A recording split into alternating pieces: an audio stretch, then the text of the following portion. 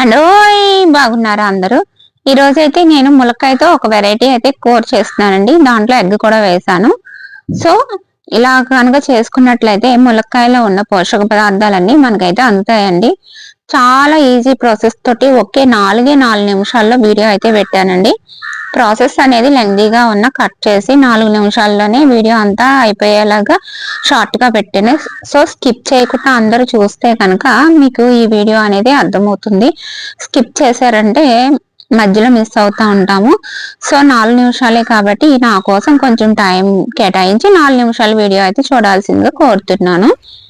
ముందుగా మనం ములక్కాయలని శుభ్రం చేసుకోవాలండి. కాస్త ఉప్పు అయితే వేసుకుని నీటిలో ములక్కాయలు ఇలా పైన పెచ్చి తీసి కొంచెం పెద్ద పెద్ద ముక్కలుగా కట్ చేసేసుకుని దాంట్లో ఒక ఉప్పు నీళ్ళలో ఒక అరగంట నానబెట్టేసేయండి. నానబెట్టిన తర్వాత 4-5 సార్లు బాగా శుభ్రంగా కడిగేయాలి. ఎందుకు అంటే వాటి మీద ఏదైనా ఉంటే కెమికల్ గానీ ఏదైనా ఉంటే పోతుందనమాట మనం ఉప్పు వేసామంటే. అందు గురించి నేను అలాగా బాగా శుభ్రంగా కడిగేస్తాను. ఉప్పేసి ఉంచేసి కడిగిన తర్వాత మనకి ఎగ్స్ కావాలి కదండి, ఎగ్స్ కూడా ఉడకబెట్టుకుని పక్కన పెట్టేసుకుందాం. ఇప్పుడు కుక్కర్ తీసుకుని దాంట్లో ఈ ముక్కలు అయితే వేసేసి కాస్త నీళ్ళు అయితే పోసి 3 విజిల్స్ వచ్చే వరకు ఉడకబెట్టేసుకోవాలి.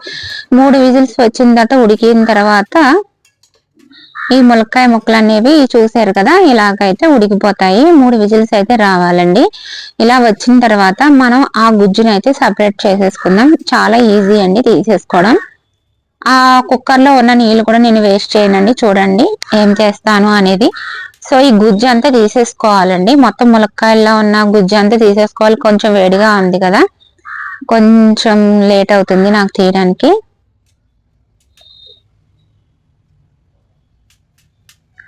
ఇలా కనుక కూర చేసుకున్నట్లయితే ఇంకా పుల్కాల్లోకి, చపాతీల్లోకి, అన్నంలోకి దేనికైనా ఈ కూర అనేది చాలా బాగుంటుందండి. ఇలా గుజ్జు అయితే తీసేసానండి మొత్తం. ఇప్పుడు ప్రాసెస్లోకి అయితే వెళ్ళిపోదాం. ముందుగా బాండీ అయితే పెట్టుకుని దాంట్లో ఆయిల్ పోసుకుని మనం ఉడకపెట్టుకున్న గుడ్డులని కొంచెం ఘాట్లు పెట్టేసి వాటిని వేయించుకోవాలి. ముందుగా కాస్త పసుపు అయితే వేయించుకోవాలి. పసుపు వాటి మీద వేస్తే ఎగ్కి కలర్ అనేది ఇంప్రూవ్ అవుతుంది అనమాట వేయించినప్పుడు. సో, పసుపు వేసి వేయించేసుకోండి. వేయించుకున్న ఎగ్స్ని పక్కన పెట్టేసుకుందాము. దాని తర్వాత అదే కడాయిలో మనం ముందుగా కోసి పెట్టుకున్న ఉల్లిపాయ ముక్కలు అనేవి వేసుకుందాం. ఉల్లిపాయ ముక్కలు చిన్నవి అయితే ఒక 4 తీసుకోండి, పెద్దవి అయితే ఒకటి సరిపోతుంది. మీడియం సైజ్ అయితే 2 తీసుకోండి, అంతే, ఎక్కువ అవసరం ఉండదు. ఇలాగ ఉల్లిపాయ ముక్కలు అయితే వేసేసుకోండి. వేసేసుకుని బాగా ఫ్రై చేయండి. దాంట్లోకి కొంచెం కూరకు సరిపడా ఉప్పు అయితే వేసానండి. ఉప్పు కూడా వేస్తే తొందరగా మగ్గుతాయి కదా ఉల్లిపాయ ముక్కలు అనేవి. 3 పచ్చిమిరపకాయలు అయితే వేసానండి. కొంచెం కరివేపాకు, దాంట్లోనే అల్లం వెల్లుల్లిపాయ పేస్ట్, కొంచెం గరం మసాలా,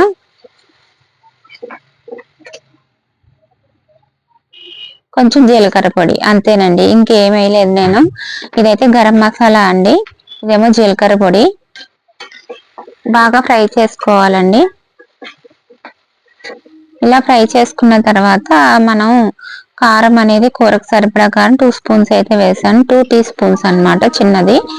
దాంతో బాగా ఫ్రై చేసుకోండి. ఇప్పుడు మనం పక్కన పెట్టుకున్న ములక్కాయ గుజ్జు అనేది దాంట్లో వేసేసి కొంచెం మగ్గనిచ్చేద్దామండి.